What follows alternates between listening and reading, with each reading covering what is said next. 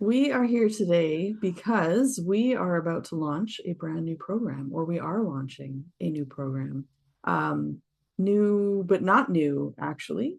It's last year we developed a program that we called Leadership for Liminal Spaces. And that very much felt like this culmination of a lot of the work that you had done up to this point, Heather. And it kind of evolved in a really organic way, I think. The Right. material, anyway, of the program. And we decided to offer it as webinars with study groups. And it was a lot of fun. We had a really good time doing it. We had really great discussions in the study group. And that, I think, is what prompted some of the changes for this year's version of the Leadership for Liminal Spaces program. So I'm going to pass it off to you because you've been spending a lot of time with your eyeballs Yeah. deep in this and reworking all of this. So tell me a little bit about the evolution. Tell me a little bit about what we're looking forward to, um, time, duration, all that good stuff. Yeah. Yeah. So last year we were really, as we were developing a leadership program, we were really trying to tune into what is needed in the world right now. Mm-hmm. And we really felt this sense that we are in some kind of liminality, like it's intense with all that's going on in the world, the climate crisis, the rise of fascism, all the Yeah. things. It's a moment of rupture in a sense, and liminality. And so that we were doing our best to respond to that and respond in a way that people could grab pieces that they needed. And then as I developed and largely I did, you developed some of it, but Mm-hmm. most of it was my work developing. And as I was building it, what actually ended up coming up that I didn't expect was quite a lot of hopefulness and quite a lot Mm-hmm. of like dreaming of a different world, dreaming of emergence beyond the liminality. And the conversations we had, they were intense, and we talked a lot about grief and going through it. And there was they were tinged with a, okay, let's collectively envision something. And so what started to come out fairly early on was the sense that, oh, we're not just helping to evolve leadership for the liminality. We're helping to evolve leadership beyond the liminality for all of the emergence and the journey to wherever it is we're going next. And that felt really like it was a really interesting shift to notice as we were Yeah. evolving in the middle of evolving the program. And meanwhile, I've been listening a lot to this podcast, Accidental Gods, and the host of it, Amanda Scott, she talks a lot about this idea of through-topia. And Mm-hmm. through Utopia, she says people need stories that guide us through the mess to a new possibility. Instead of just building dystopian novels that tell us how everything's going to collapse and we're all going to be, it's going to be apocalyptic and all of that, she says, we Mm-hmm. got enough of that. We need the stories that are going to guide us towards something new. And that, in the same time as developing the material for this, has really inspired me to think about, so how do we gather people around ideas that feel generative and hopeful? And so this is why the program Become a Grounded Guide: Leadership Rooted in Kinship and Hope.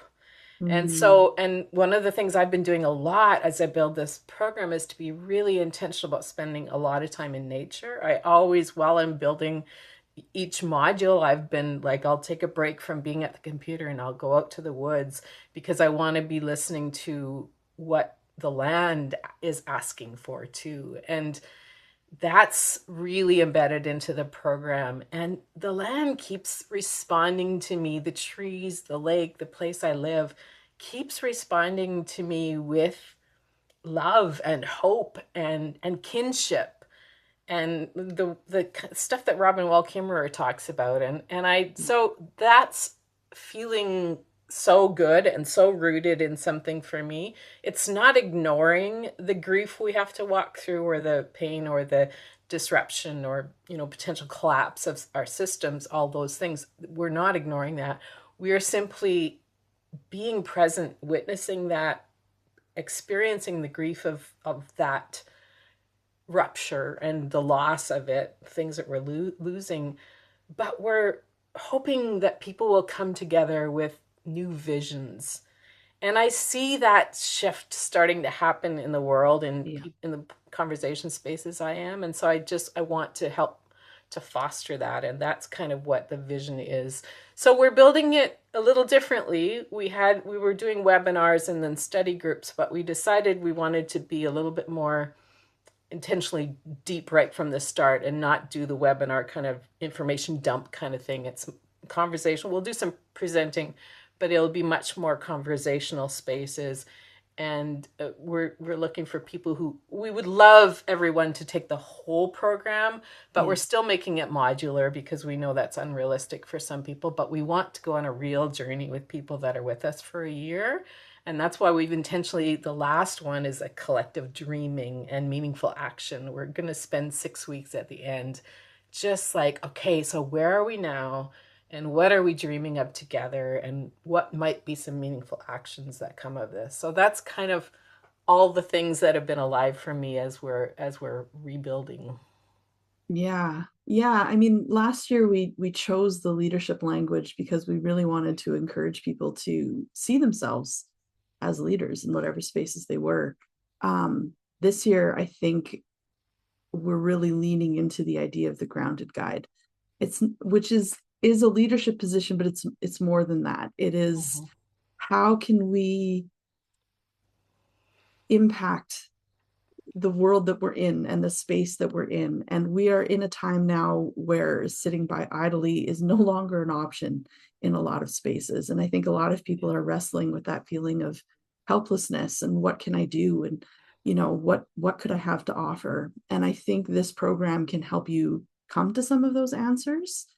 yeah, Um, it's not going to have all of the answers, but it's going to be a space where you can be with other people asking those questions too, yeah, and that we can together ground not just in knowledge in our heads, but in what the earth, what the land is yeah, asking for, what we each other as communities of kin are looking for and asking yeah, for. So it's going to involve deep listening as well as learning. So I think I'm really excited because I feel like it's going to be something that is, yeah, like you say, really needed right now, and is going to allow space for folks who are feeling particularly called to do something, mm-hmm. to Yeah, show up some way, however big or small that might be, whatever capacity that you have. So yeah, that's it. If that's you, if what I'm saying is going, oh my gosh, that's me, come check it out, because yeah, this really is going to be, I think, yeah, again, yeah, and not the answer, but it's going to be a yeah, space where we can wrestle with some of the questions together, and at the end, like you say, begin to dream up new answers. yeah. Yeah, and again, like you say, we have a really light touch around leadership, in the Yeah. sense that, and I often refer to Meg Wheatley's work around. She says, a leader is anyone who's willing to show up and help. and Hmm. and also we talk in the circle way work around, a leader in every chair, that Yeah. everybody who shows up in the circle has self leadership, and so you don't Yeah. have to be a formal leader or ever having led anything, but Nope. if you feel the pulse of what we're talking about, in a sense, if you feel Yeah. the energetically drawn to contribute to a meaningful transformation in the world and emergence of something that's new and more grounded in love and justice and equity and kinship, then we really would love to have you in this circle. Mm. Yeah. Come join us on an adventure to the Throughtopia. Yeah. Excellent. Anything else? We don't have more information will be on our website. If you're watching this on our website, keep reading, and Yeah. you can learn more details of the details of the different modules and what to expect in each of them, and also pricing and dates will be there as well. Yeah, exactly. And feel free to reach out to us where Yeah, we would love to make it equitable, available in yeah, terms of the cost. But we also have to live in a capitalist world, so we struggle with this all the time. all the time. We need to charge what feels like a reasonable price, but we also invite you to reach out to us Hmm. if you feel passionately about it and Yeah, want to find an alternative. We're trying really hard to create those alternatives as well. yeah. Yeah, and if you do have more means and want to help bring someone else through, we are open to discussing that with you too. Because, Exactly. yeah, we are more and more leaning on mutual communities of support and, yeah, helping each other pick up the slack where we can. So Yeah. that's our vision. Come join us. Come along for the ride.